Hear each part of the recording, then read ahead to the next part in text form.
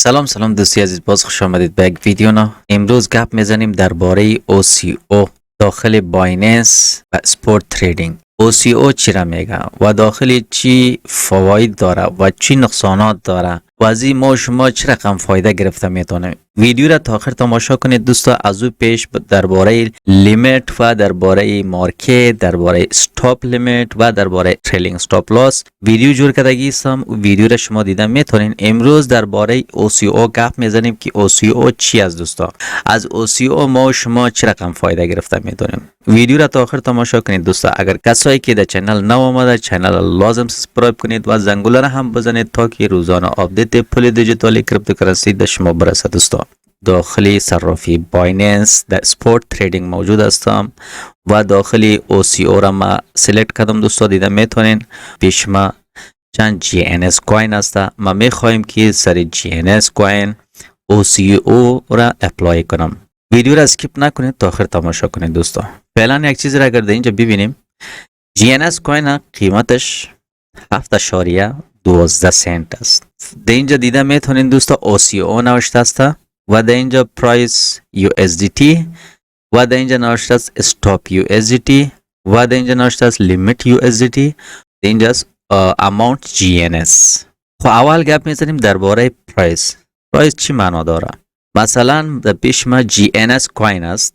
فعلا قیمت GNS کوین $7 است. این برای فروخت کارتان میه. داخل این دو کار کرده میتونین. یکی استاپ لاس خود هم لگانده میتونین، یکی تک پروفیت خود هم لگانده میتونین. مثلا این پرایس که مطلب داره، ما GNS کوین به $7 خریدم. با وقتای آمدن، به روزای آمدن در ذهن ما میاد که شاید GNS کوین به $15 میره. داخلی ما $15 نوشته میکنم. و استاپ USDT چیسته؟ خب اگر $7 قیمتش هست، ما $7 گرفتم، در $5 هم اومده میتونه، در $4 هم اومده میتونه. که اگر به ایتونه شوه که GNS کوین به $2 بیه، ما به $7 خریده گیستم و نقصان من نشوه. در اینجا استاپ لیمیت خودش ما لگانده میتونین. هم با نقص کور کردن، هم فایده را زیاد گرفتن در اردیشی OCO کار میه.